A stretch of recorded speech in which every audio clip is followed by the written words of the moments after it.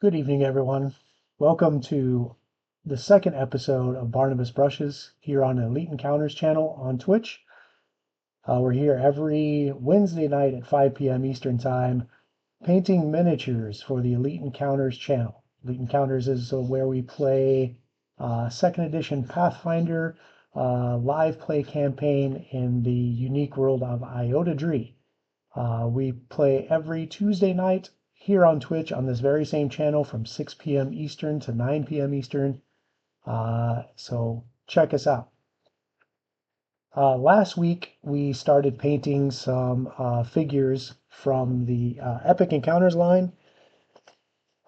These are models that are manufactured and sold in kits, typically either a set of small or medium miniatures to use for your tabletop RPG. They also come with built-in adventure and flip mat. The model that we started working on last week was the Iron Skull Duelist miniature. We started out with very basic miniature here in plastic. They come in this kind of off-white color. And we took those models and did what's called a slap chop prime on them. So we started off with a black prime and then dry brush that up, through a medium gray up to a white prime with dry brush. Ending up with some models that we ended up putting some color on last week. We started out with the bone part of the miniature. So you can see here the skull, the exposed rib cage. Hey, good afternoon, Pelican. Thanks for joining in. We got his hands there exposed, and a little bit of the radius and ulna there under the bracer. So we pretty much started painting on these guys after performing our slap chop prime last week. We also started putting a little bit of the leather color down. If you remember last week, we put some of this dark brown on the boots, and after some kind of thought, we thought maybe that brown is a little too dark. So we're going to start this week finishing out the leather pieces that we can see on this model, probably using a lighter color. So we're probably going to work on the scabbard there, his belt. And I'm not sure what to do about this breastplate. This breastplate the texture looks like it's leather. It's got some kind of metal studs there right over the hip. But I don't know if I want to have it be the same color as I'm going to do the scabbard and all that stuff.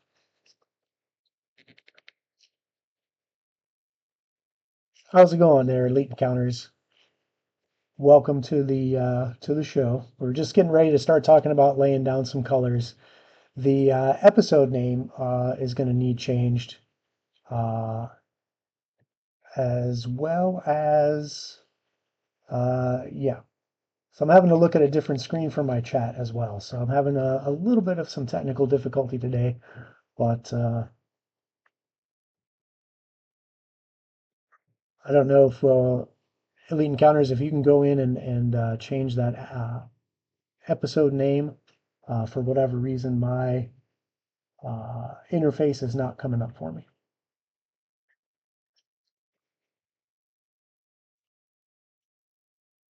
I was thinking about calling episode 2 Fancy Pants because we talked last week about this guy.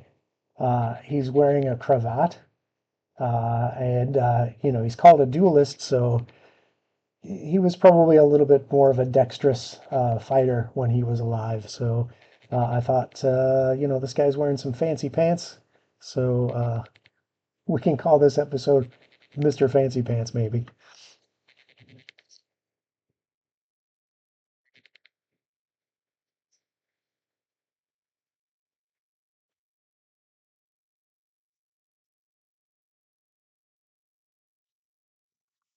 All right. So we talked about doing some of the leathers maybe in a lighter color.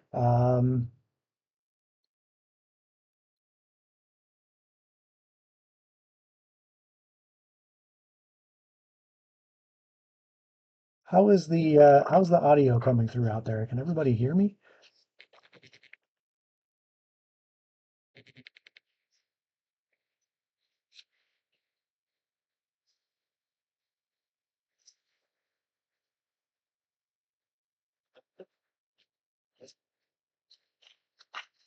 So I did open up a pack of clean palettes last week, like I mentioned. So we'll start off with a nice new palette for this evening. And then for leathers, I have a few colors that we might experiment with the scabbards here for these guys. So some of you may not know, but Speed Paint was originally released with a limited color palette and an original formulation that they sometimes in the painting world call Speed Paint 1.0. Hey, thanks. Appreciate that, Elite Encounters. Uh, in 1.0, we had a really nice leather color called Hardened Leather. This has been my go-to for a lot of my leathers, whether it's painting right over a slap chop prime, right over a plain, right out of the package white miniature, or as an overpaint over some other leather base colors.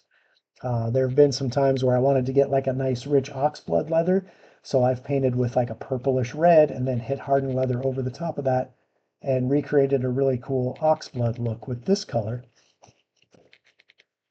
But Speed Paint did, Army Painter, the manufacturers of Speed Paint, did come along and reformulate their paint, specifically the medium. The original medium had an issue called reactivation, which was a hindrance to some painters, and a lot of painters actually evolved and used that to their advantage. With reactivation, if you got these paints wet again, even after they had sat on the model and cured for 24, 48 hours, if you got them wet again with a wet brush or another color, it would end up reactivating the paint. That medium would go wet again and start blending and bleeding into your other colors, which, as you can imagine, would be a problem if you're already kind of blocking out your miniature and laying down colors. But once people kind of latched onto that concept and said, you know, how can I use this to my advantage? They started using it as a blending tool, knowing that I can reactivate, you know, let's say I want to start on a subject that's purple and then blend that purple into a lighter sort of magenta color onward into a pink, maybe for like an alien tentacle or something like that. That reactivation was a really nice tool to create kind of a wet blending where those colors naturally faded into each other instead of having abrupt color changes in lines in the where the different colors were laid down. Speed Paint 2, for the most part, solved that reactivation quote unquote problem. With that new medium, you can now, once they cure, you can paint right over them. So a lot of times if I want to add additional layers of highlights to these guys or maybe add some shadows or wash, I can go over them now with the Speed Paint 2.0. So I do have the entire collection of the 2.0, and there are some interesting browns in here that I like to use for leathers as well. A lot of them are really, really dark, but one of my other favorite ones is Ruddy Fur, which is a really cool color for like bugbear fur or hobgoblin hair. I've painted a griffin and the brown feathers. This was a nice reddish brown to use for like more of a hawk feather kind of color scheme. Um, but you can see they're definitely different colors when I put them on my 3D printed caps to kind of see what they look like over a prime. So what do you guys think for the scabbard and some of the other smaller leather bits like the belt? This one kind of looks red, dark reddish brown. Maybe we go with the hard leather and see how that comes out. What are your thoughts?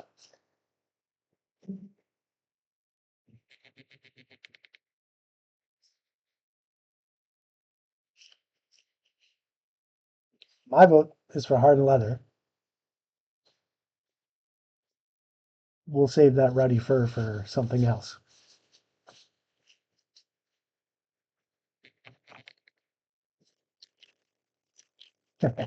Yeah, I agree. So that sound again, if you didn't catch last week, you might hear that rattling sound. That is a mixing ball in the bottle of paint to kind of resuspend that pigment in the medium. Yeah. Thanks, sunshine. Yep. Looks like we're unanimous. I'm just going to put one little drop in my palette.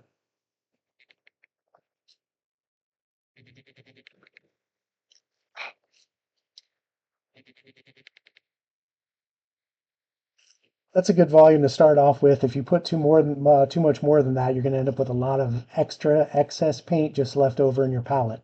The cool thing about this paint when it dries on a surface like this, you can just scrape it right out of the palette and have a nice clean little bowl again.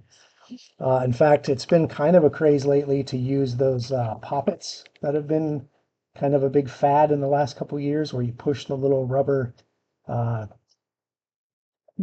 knobs in and out of the toy. People are using poppets for a palette because once that dries, you can just pop the poppet nodule and it'll pop the paint right out.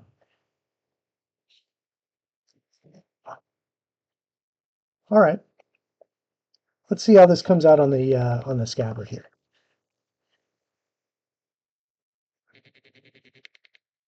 So he's starting to kind of draw his blade out here, but from here down is definitely scabbard, and he's got some belt. Um, he might have this strap here for some leather. Not a whole lot left of leather that we're going to do in brown. We're still trying to figure out maybe what to do with this breastplate because I'm pretty sure, based on the texture, that's a leather uh, um, breast breastplate. Would you call it a breastplate if it's leather? I don't know. Leather armor. All right, so we'll just lay down a little bit. I'm going to use my magnifying lamp here.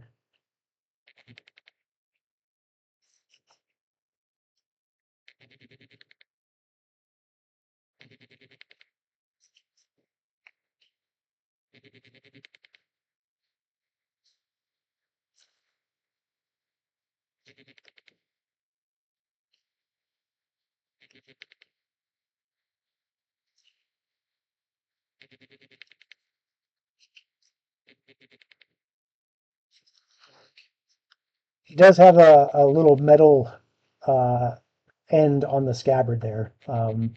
So we'll probably paint that in some sort of metal when we're all said and done here.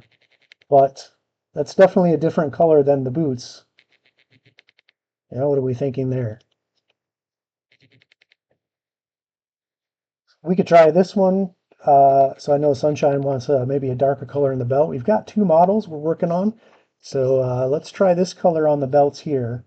And then maybe we can use the darker color on the belts on the other guy and see how that plays out.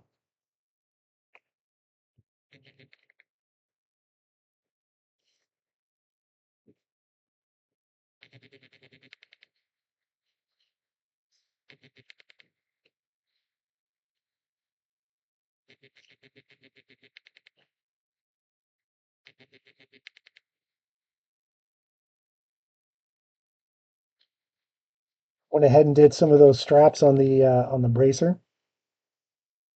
And he looks like he has a little leather strap that's kind of fallen off as his clothes have rotted away underneath here.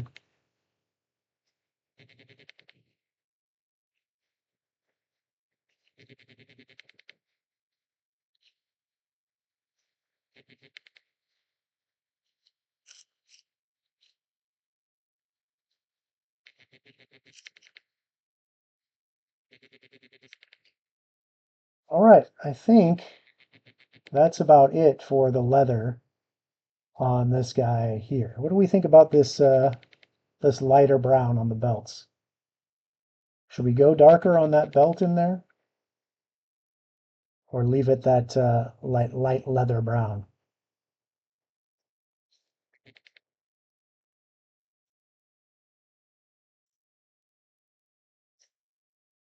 While we're thinking about that, I'll go ahead and do the scabbard on the second guy.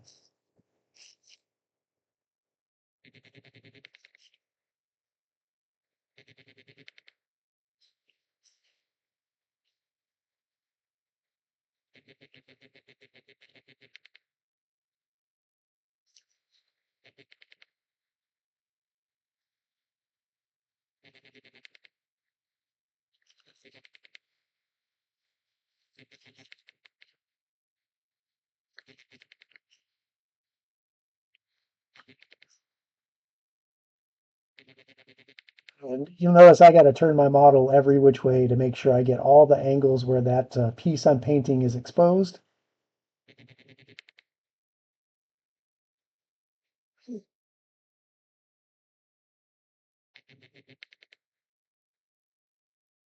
Yeah, that's a good call there. If we hold off on the breastplate and see, how that belt's going to pop. Uh, we want it to look natural, but we also want it to be like distinctive, right? If you paint everything all one color, it can start getting muddy.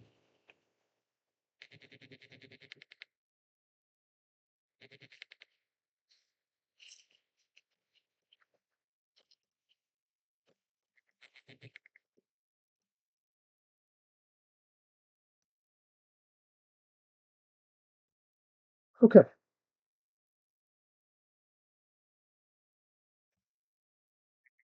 while those scabbards are drying down, we could take a look at how this paint is cured over the model, and really like the skull especially. Let it focus here. You can see how that paint is really settled in, like behind the teeth, behind those cheekbones, in that brain pan. I think I said the word brain pan about 60 times last week. I don't know. Maybe that was the word of the day. And on this side of the skull, you can really see.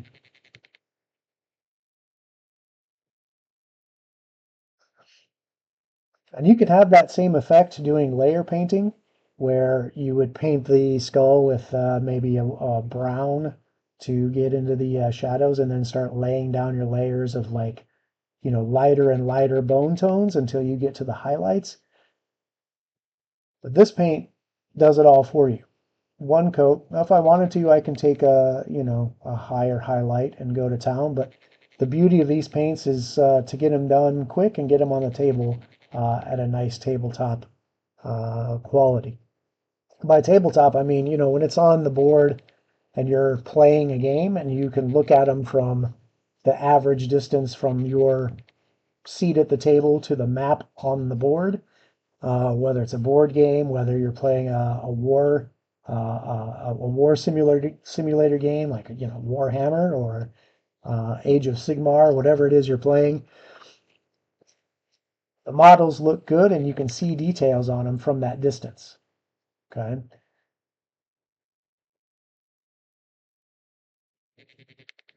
Are these going to win any major competitions? Maybe not, but they look really cool on the table. Sure, bone tones. Bone tones can be the word today. That sounds like a ska band or something. Okay, maybe while we're thinking about that breastplate, we can paint this guy's fancy pants.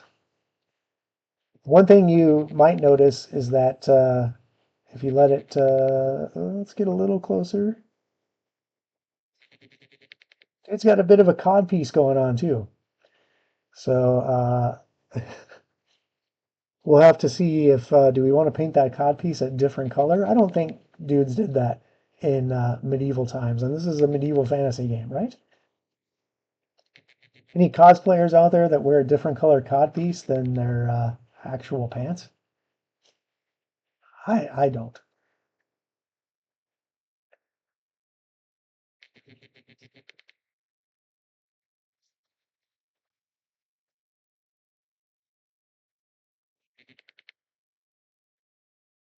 Let's see. What sort of color do we want to use for this pant? These pants. We don't want anything bright and fancy. Like this guy has been rotting in the ground and raised as undead, right? So we don't want him too pretty, at least in my opinion. Um, unless that's of course the tone of your game. Let's see. I'm thinking kind of maybe a a drab, like olive color, maybe. Like maybe they were a brighter green in life, but after being buried for a long time and raised as undead, maybe they just got a little bit dingier. Let's see.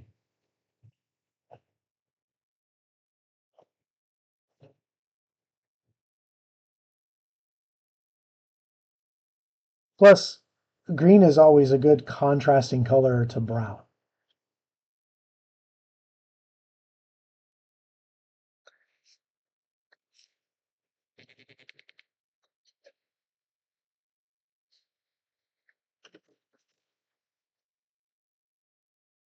So I have a few options for my dirty greens, I guess we can call them.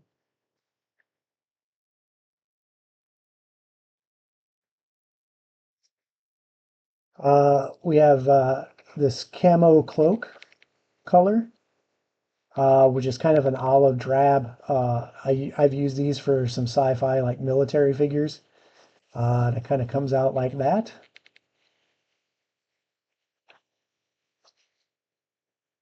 One of the Speed Paint 2.0s, one of my favorite colors is algae green, which is kind of like it sounds, a gross, kind of swampy green. That looks a little bit like that.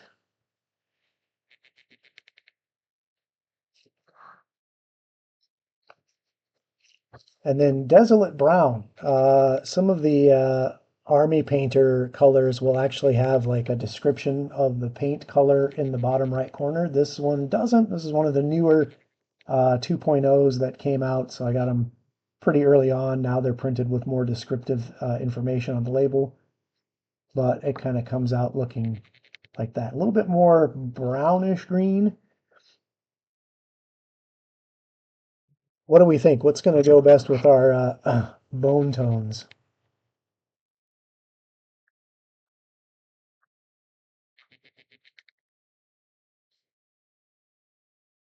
Me personally, I'm leaning toward algae green, but that's just me. Could always try both.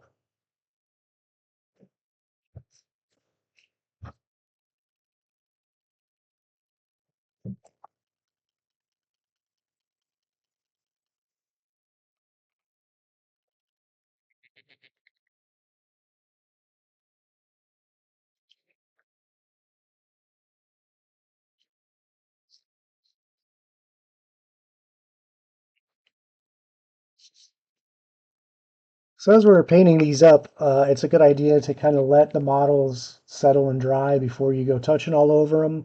Try to touch where you haven't painted. That's part of the reason why I wear gloves. Um, Sometimes the gloves are to protect me from getting some of the materials on my skin, but it's also to protect the model to avoid getting things like fingerprints in the paint while it's still wet. Um, so while we're sitting there, kind of letting those settle, thinking about undead, does anybody have a really cool, like their favorite undead encounter that they've ever faced in any kind of a game? Whether it's an undead monster or an undead villain that ultimately turned out to be more nuanced and layered than your typical quote unquote bad guy.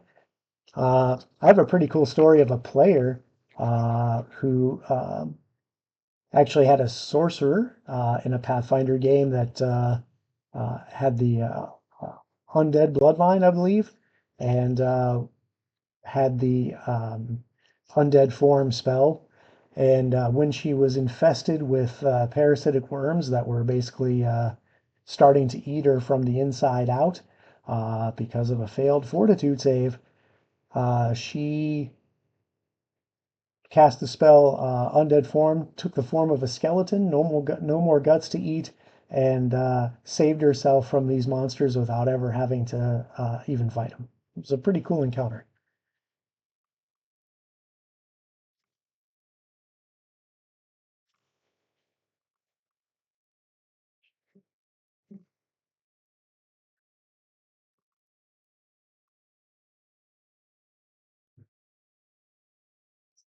All right, I think I'm going to do the algae green on one of these guys. I know we said that this was Mr. Fancy Pants, but like I said, he's been rotting in the ground for a while.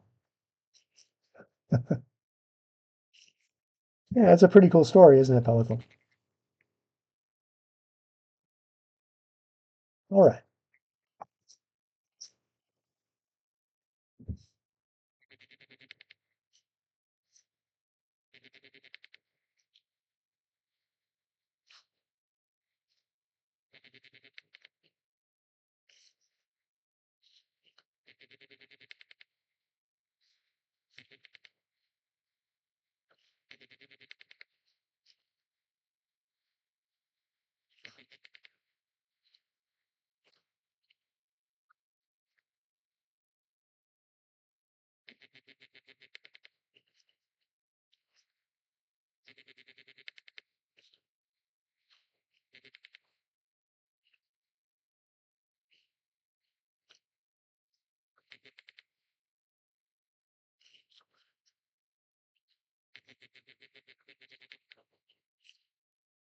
These little tiny exposed areas right above the boot here from the back.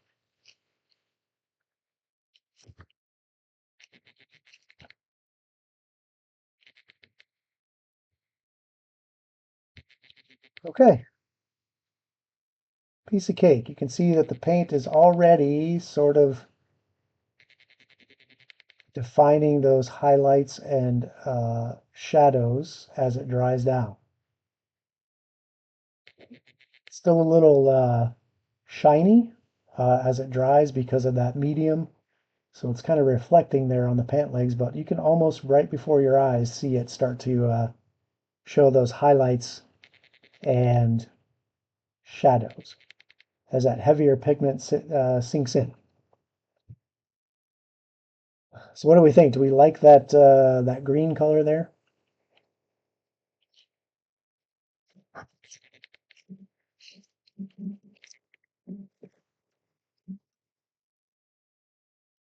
Yeah, that story was from a Gothic horror themed campaign I ran for Pathfinder First Edition called Carrying Crown, which is one of Paizo's published campaigns.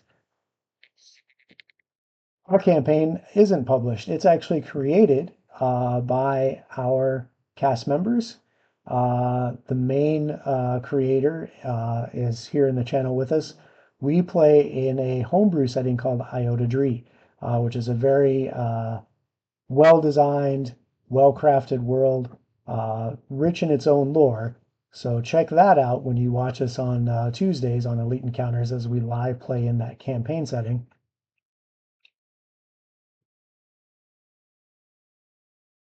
Don't have time to sit there and watch us play live on Tuesday, that's fine. You can now throw us in on your podcast on your favorite podcasting platform. Most of us here already know that, I'm guessing.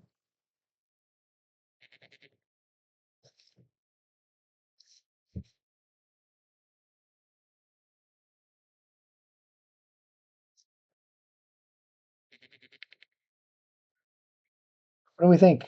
Cod piece, probably same color, just to keep things.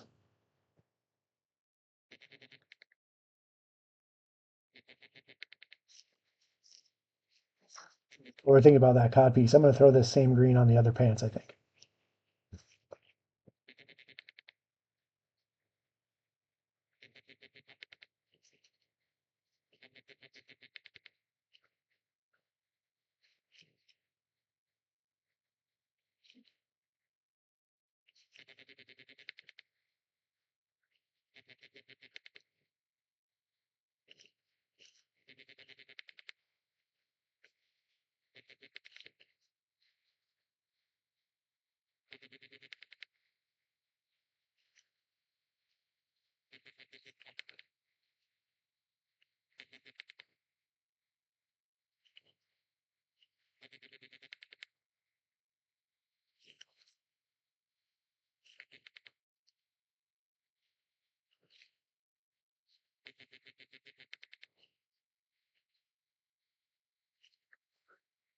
Look at that. It's so easy. That's the beauty of these paints here.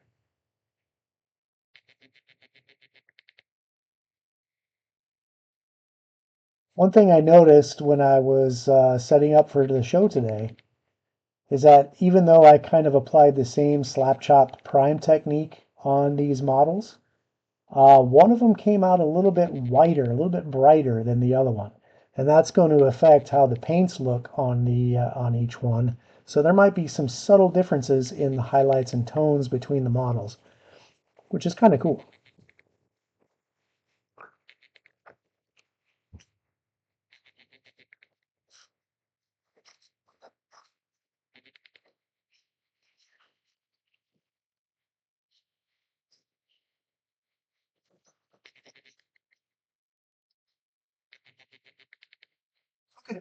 This dude's pants are relatively dry.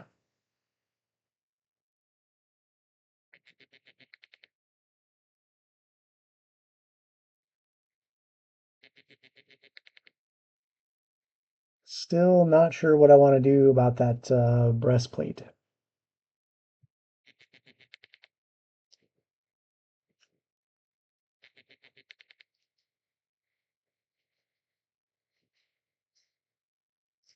It might be cool since we have a lot of greens and browns.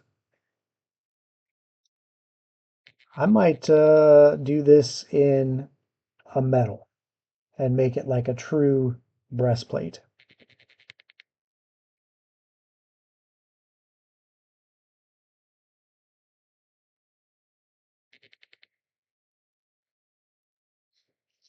So what I'll do is the speed paint line also has some metallics.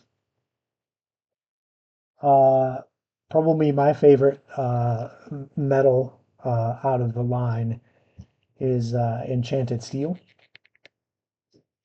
With the metallics, they have the flowing medium that puts the heavy pigment in the lowest parts of the models. The lighter pigment is on the higher parts, so it still creates that multi-layered effect.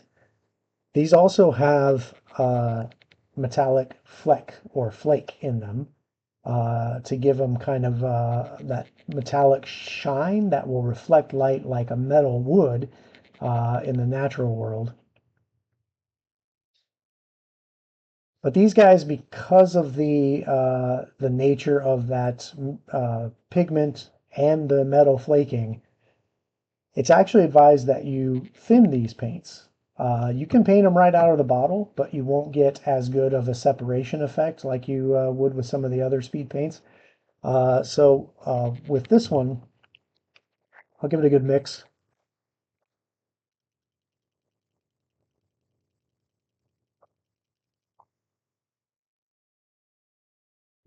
Add one drop.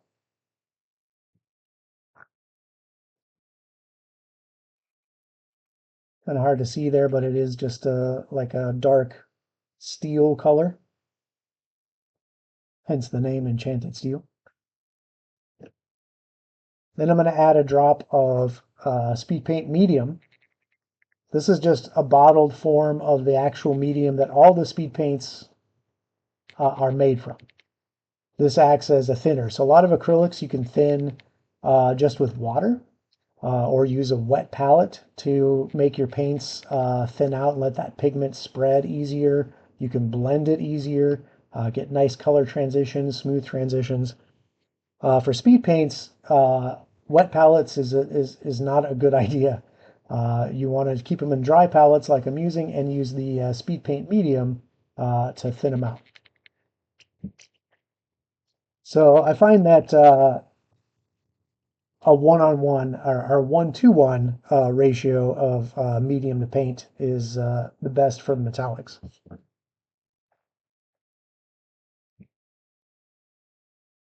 Just one drop.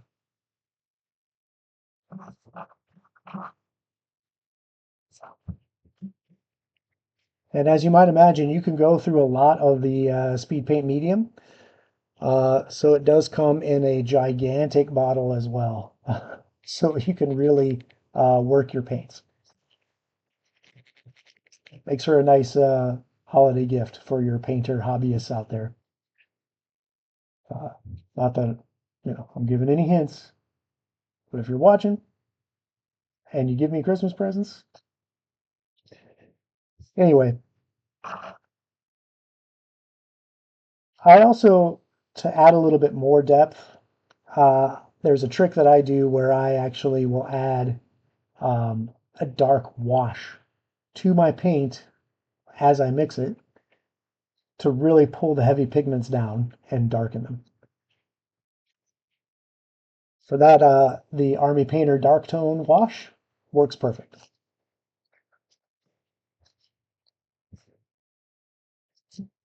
Just a tiny bit. I don't want to overpower the steel.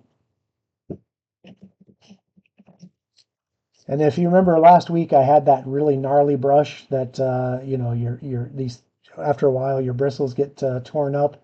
I save those gnarly brushes for things like mixing or painting over really jagged surfaces. So I'm going to bring old gnarly brush in to mix this up.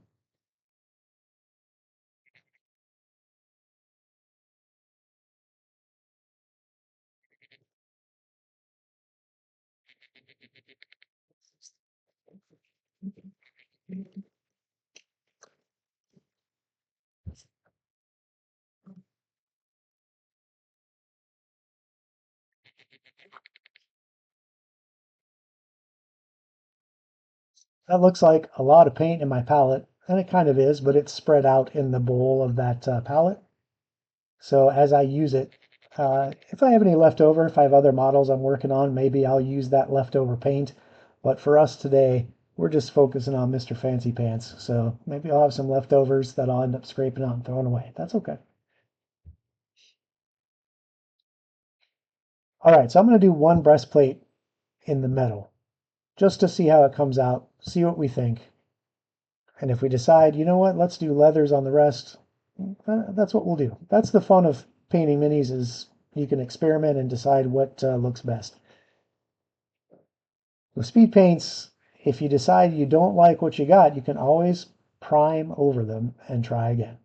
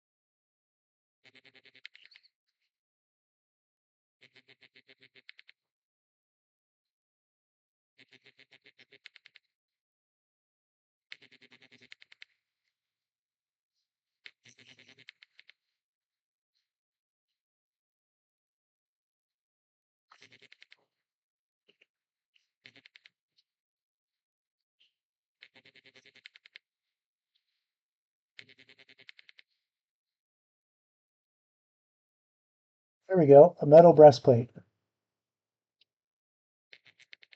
I think that it works for this model. I've looked at some pictures of other people's finished product of these, and most of them painted this in metal. Um, but I like to, go out there and look at other pictures for inspiration, and then, make things my own as I paint them.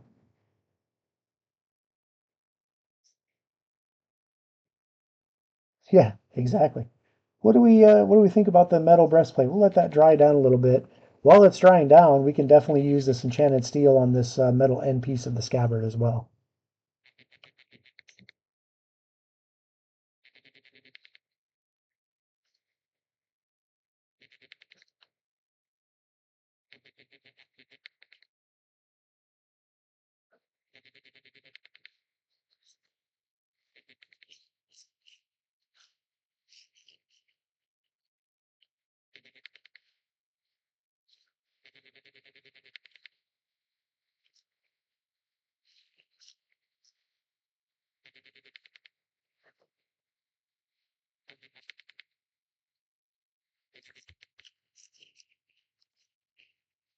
So as that dries down, those heavier pigments, like I was saying, will pull into the deeper parts of the model. Uh, Even the faintest bit of texture on the sculpt, right? So little dents. I was noticing earlier on the scabbard, there's some little like wrinkles or cuts or damage to the scabbard where the darker pigment settled in, and you can see that patterning as these speed paints work and dry down.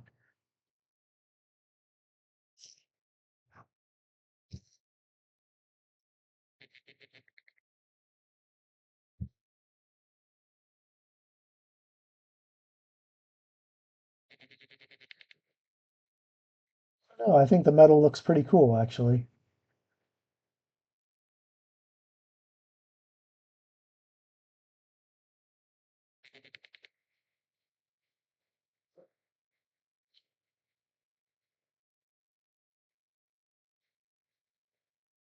Still don't know about that cod piece. I think just for the sake of speed, let's just paint the cod piece green like the pants.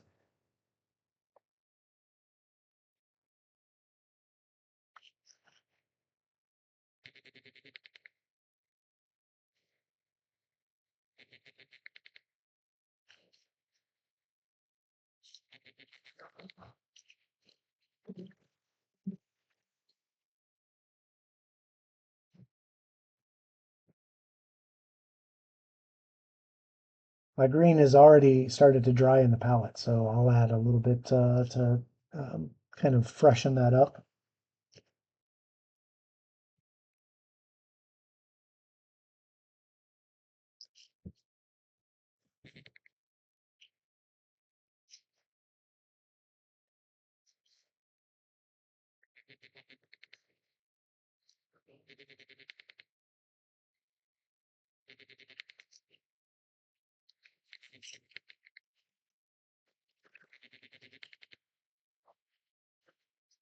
All right.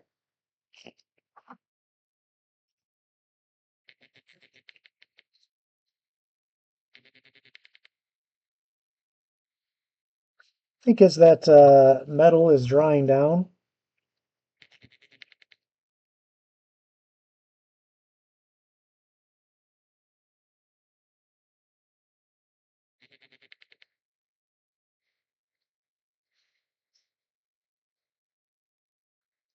I think I'll go ahead and do the second breastplate that same color and style.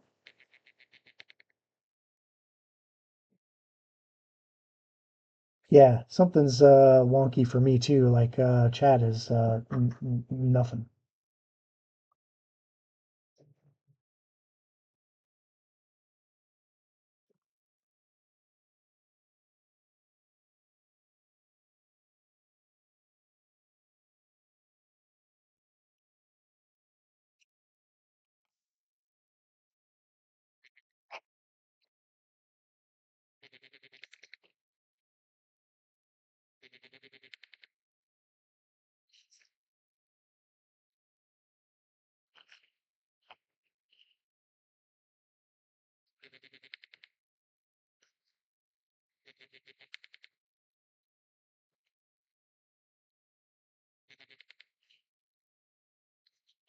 If the stream is acting up for you, you can definitely catch us on on the video on demand when this goes up on YouTube.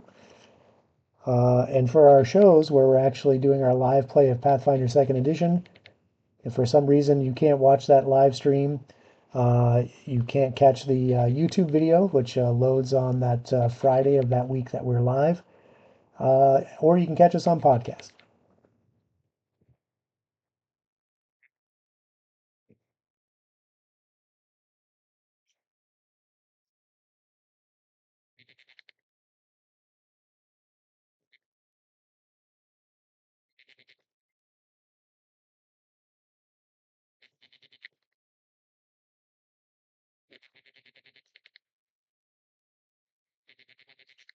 Me, a lot of times while I'm painting, I'll have my earbuds in and I'll be listening to music. I might be listening to a rebroadcast of one of our shows. And now that it's on podcast, It's an easy, great way to catch up, and you can multitask.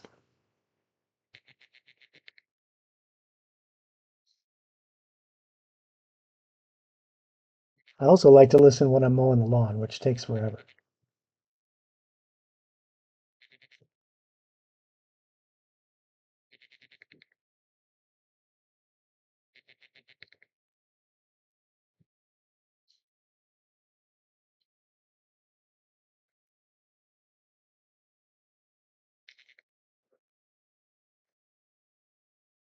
Okay, yeah, I think I am liking the metal.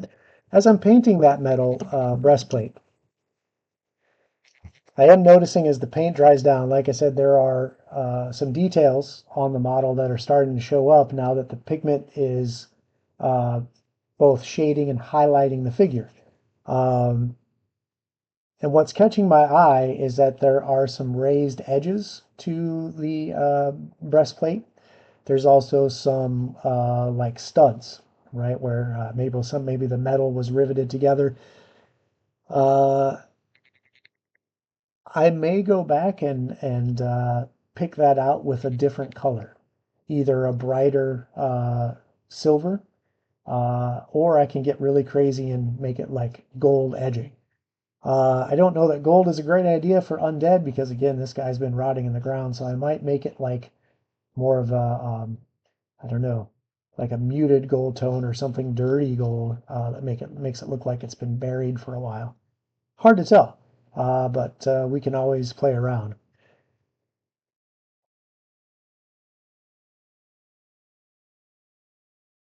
This guy, we called him Mr. Fancy Pants, but he's got this funky cravat that he wears in the battle. You could see it there around his neck and kind of comes down on his breastplate.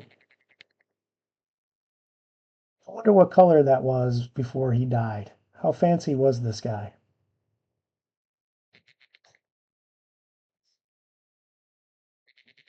While we're thinking about that, we also have to consider, how is this going to look when we paint it color wise against that metal? And it's also kind of around his neck, so it's offsetting the skull from the rest of the figure. So we're going to want something that has a nice kind of color transition, right? Contrast to those pieces, but is also like relatively realistic, I guess is the word. I don't know. I mean, it's a dead skeleton brought back to life, so maybe realism is out the door. Who knows? I know last week when we talked, Laura talked about maybe keeping the cloak white.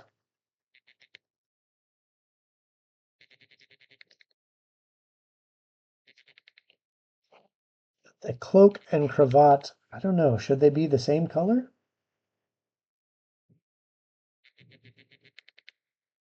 I think that might make sense that he was color coordinated like that. But then it might make him look like he just got a towel out of or a blanket out of the closet and tied it around his neck, and now he's playing superhero. That doesn't sound very uh, warrior like at all. So I think what I'll do is I'll go back and I'll do those belts in the that same color, that hard leather, because it is contrasting pretty well against that metal breastplate.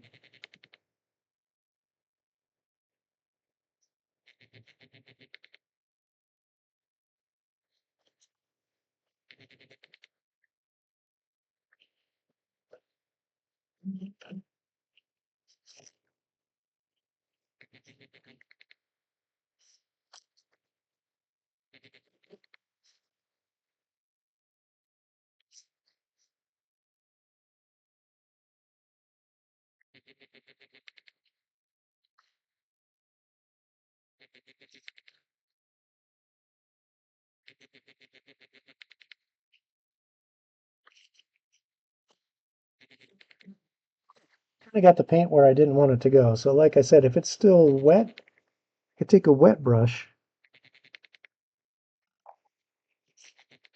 and take it off of there with the wet brush.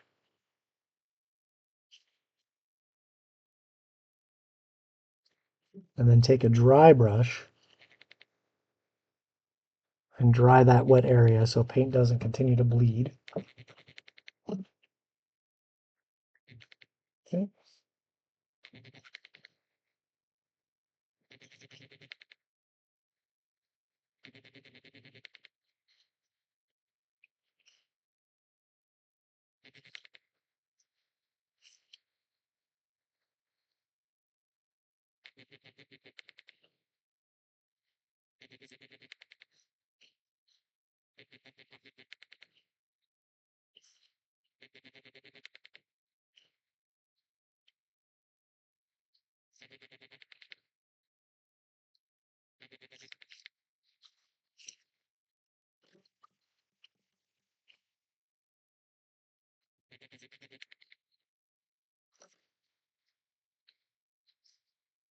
Correct.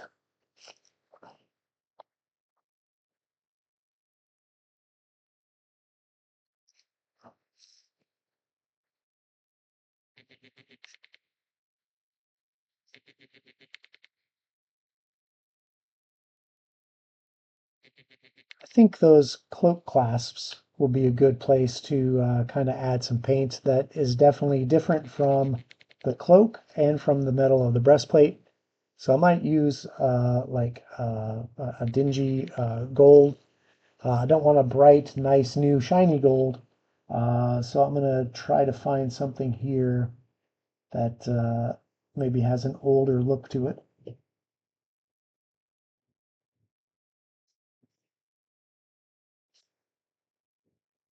So if it was nice, shiny, brand new gold, I might use something like this glittering gold. But that's nice and shiny, right? I don't know that this guy being buried in the ground for a long time before he was brought back to life would be that clean and shiny.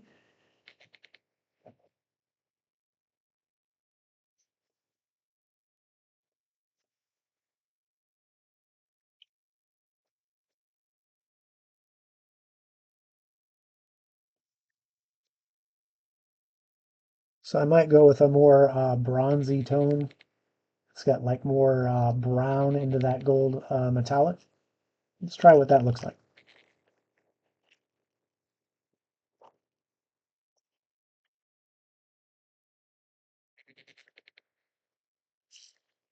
Really want to mix that pigment in there because that metal flake and heavier pigments settle to the bottom of the bottle. So really need a good mix.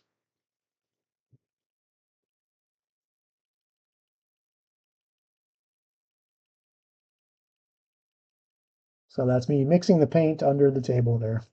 I swear that's what I'm doing. There we go. That looks better.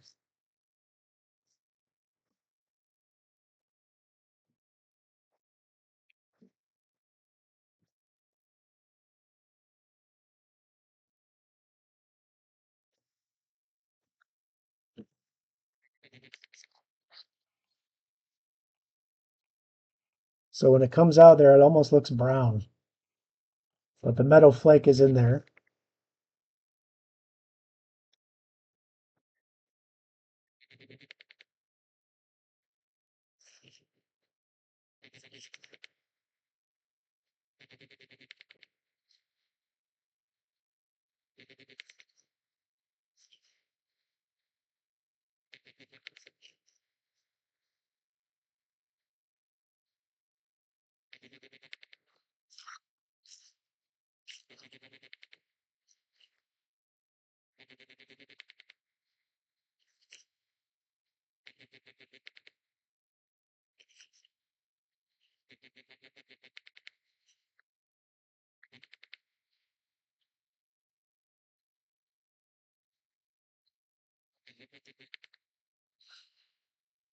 And I think now that I have this color out, I'm going to actually use it on the crossguard and pommel of his sword as well.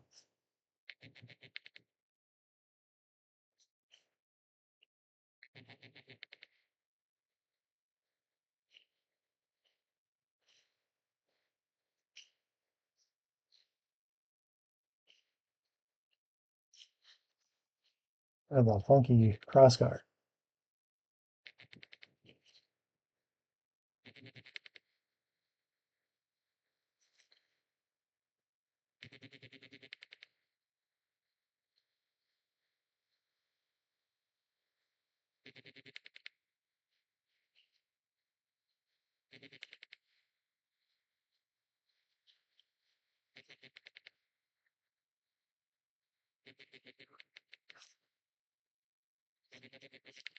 Right.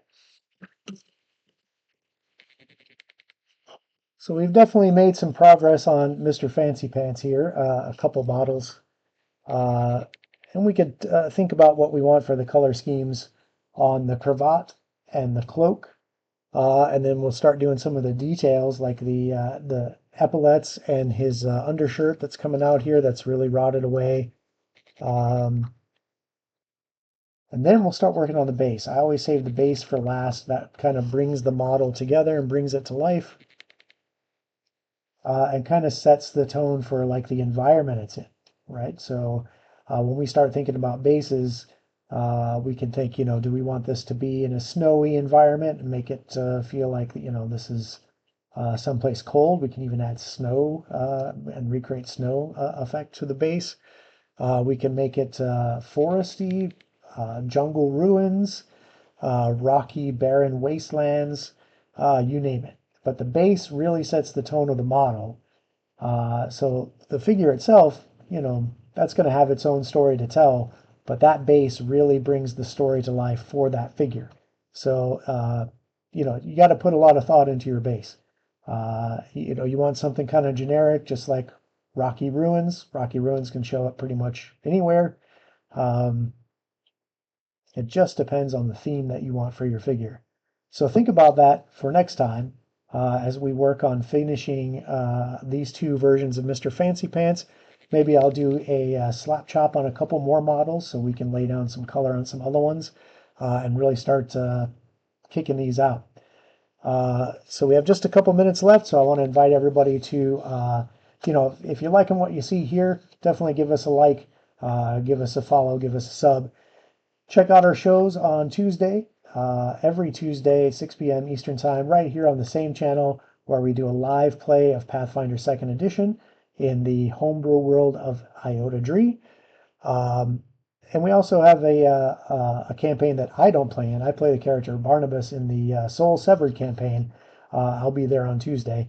But the first Tuesday of every month, we also have the Psychic Promise campaign, which is telling a different story set in a slightly different time than the Soul Severed campaign, but in that same unique world of Iota Dree. So be sure to catch us there right here on Twitch. Again, if you can't catch us live, no problem. Catch us on YouTube, loading up on Fridays. And then usually right around the same time they're up on YouTube, we start putting them up on the podcast channels, podcast platforms. So be sure to check us out. And I look forward to seeing you guys there Tuesday and next Wednesday at 5 p.m. right here, Barnabas Brushes. We'll see you next time. Have a good evening and be safe. If you're celebrating the 4th this weekend, be safe. Good evening.